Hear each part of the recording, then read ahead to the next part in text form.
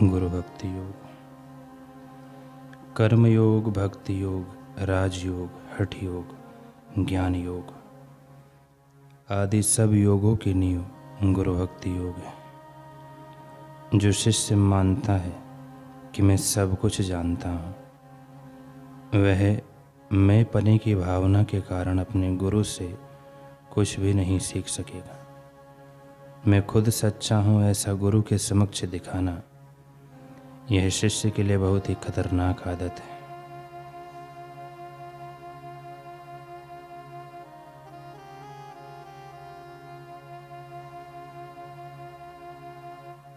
शिष्य को आदरणीय आचार्य के जीवन की उज्जवल बातें ही देखनी चाहिए। मन में अगर गुरु के विषय में कोई विचार आए तो अपने आप को दंड दो।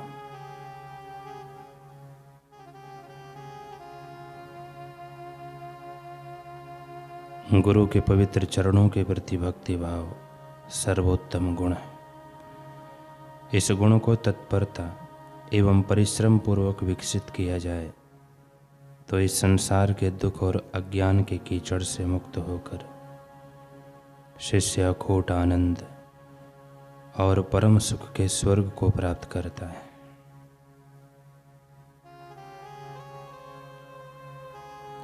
जो कोई मनुष्य दुखों से पार होकर सुख एवं आनंद प्राप्त करना चाहता हो, उसे सच्चे अंतःकरण से गुरु भक्ति योग का अभ्यास करना चाहिए।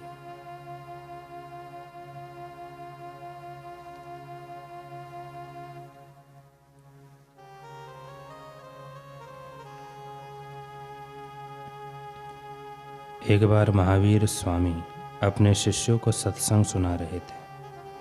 उन्होंने कहा कि परमात्मा एक चींटी से लेकर कुंजर तक, एक बच्चे से लेकर वृद्ध तक सब पर समान कृपा करता है।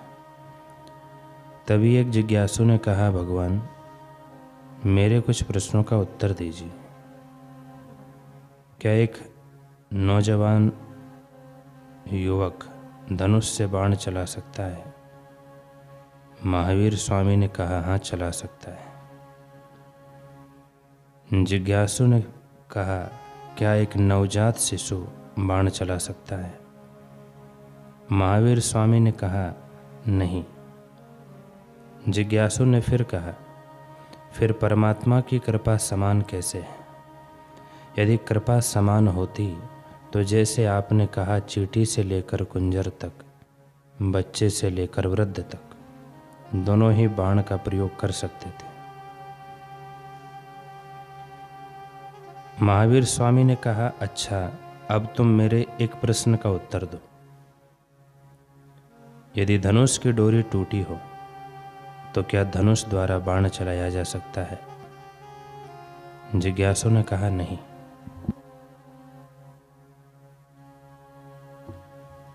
क्योंकि डोरी टूटने के कारण धनुष की ऐसी त्योरी ही नहीं होगी कि उस पर बाण चढ़ सके।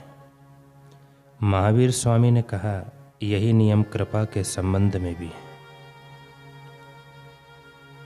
ईश्वर की कृपा दोनों पर समान है, युवक पर भी और बच्चे पर भी। लेकिन बच्चे के अंग अभी पूर्ण रूप से विकसित नहीं हुए कि वह कृपा को धारण कर बाण चला सके।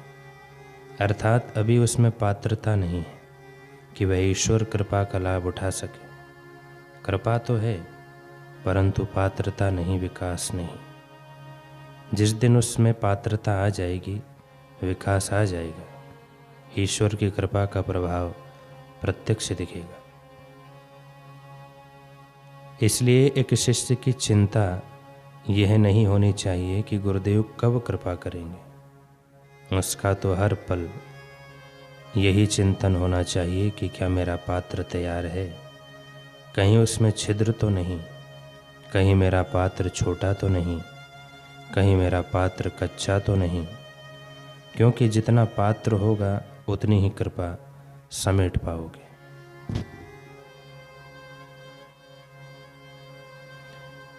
एक बार एक राजा ने अपने राज्य में घोषणा करवा दी कि कल पूरे दिन सभी नगरवासियों को निःशुल्क दूध दिया जाएगा, जो जितना चाहे ले ले। उस राजा ने दूध की नदियां बहा दी। सब अपने पात्र भर भर के ले जाने लगे, परंतु उसी भीड़ में से एक व्यक्ति राजा के सेवकों के पास पहुंचा और बोला, मुझे भी दूध दो। सेवकों ने कहा, तुम अपना पात्र दो। व्यक्ति बोला, मेरे पास कोई पात्र नहीं। सेवक ने कहा, फिर हम दूध किस में दें? व्यक्ति बोला, अरे मैंने तो सुना था राजा बड़ा कृपालु है, दूध के भंडारे खोले हैं, परंतु यहाँ तो मुझे किसी ने नहीं बताया कि पात्र अपना ही लेना होगा। ठीक यही अज्ञानता कहीं आपके भीतर भी ना हो। गुरुदेव कृपा का दरबार खोल कर बैठे हों और आप पात्र ना होने के कारण खाली के खाली रह जाएं। सेवा, साधना, प्रार्थना के द्वारा श्रद्धा, समर्पण, आस्था, प्रेम के पात्र को अर्जित करो। फिर देखना आपका पात्र खाली नहीं रहेगा।